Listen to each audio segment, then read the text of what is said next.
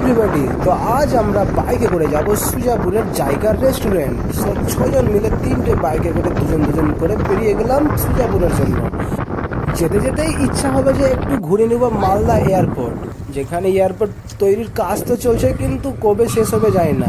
So রানওয়েতে, ফাঁকা runway যেটা আছে সেখানে একটু বাইক আমরা মনের মতো করে একটু স্বাচ্ছন্দ্য স্পিডে চালিয়ে নিলাম, রেসিং টাইপের হয়ে গেল।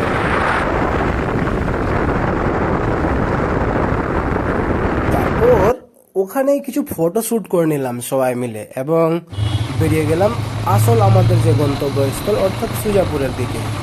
সবাই মিলে চলে যাচ্ছি ভিডিও শ্যুট করতে করতে সুজাপুরের দিকে।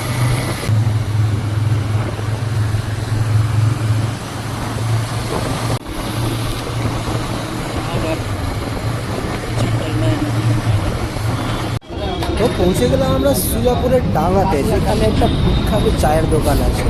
তো চা তো খাবোই, তার আগে আমরা একটা নতুন আইটেম ট্রাই করে নেবো, যেটা হচ্ছে পাউ দিয়ে এবং সস দিয়ে তৈরি।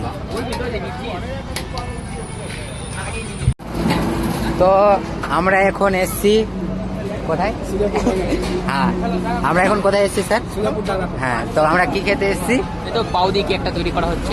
আচ্ছা, তো আমরা দেখে নিচ্ছি কি তৈরি হচ্ছে।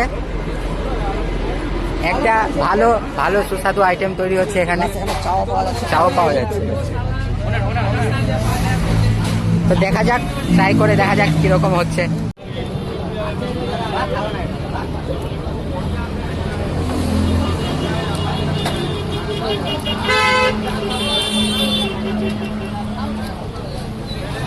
Yummy, yummy, Maggi Maggi yummy, yummy.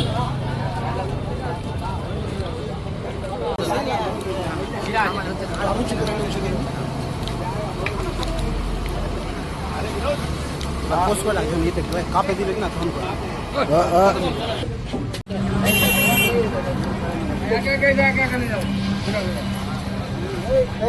দাদা জানে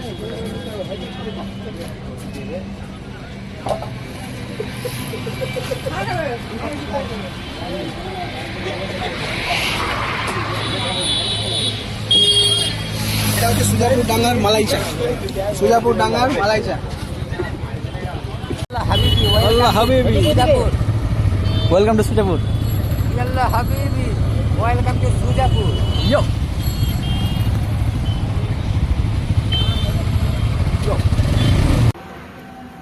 তো এবার আমরা চলে এসেছি সুজাপুরের বিখ্যাত রেস্টুরেন্ট জায়গা।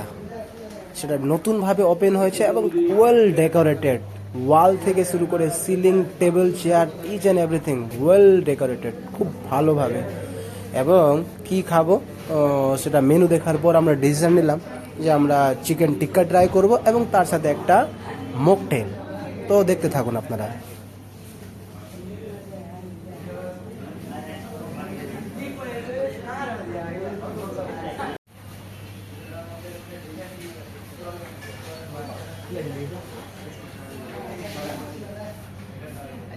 আপনাকে ওয়ান শট আমি দিচ্ছি।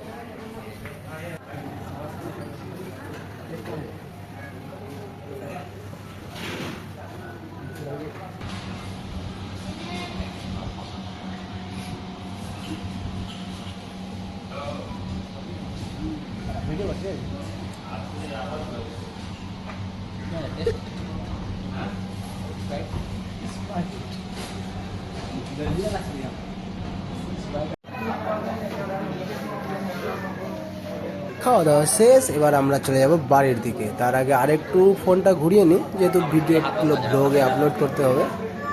সো এবার আমরা বাইক করে বেরিয়ে যাচ্ছি। Bye bye Sujapur.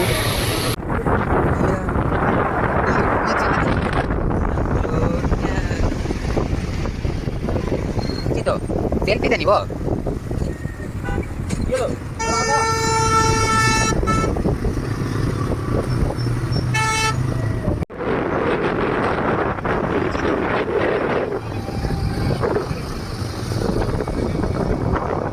ওদের ভিডিও হলো, নাসির ভিডিও করছে না তো। ও আচ্ছা, দুজন একসঙ্গে। আগা আগা আগা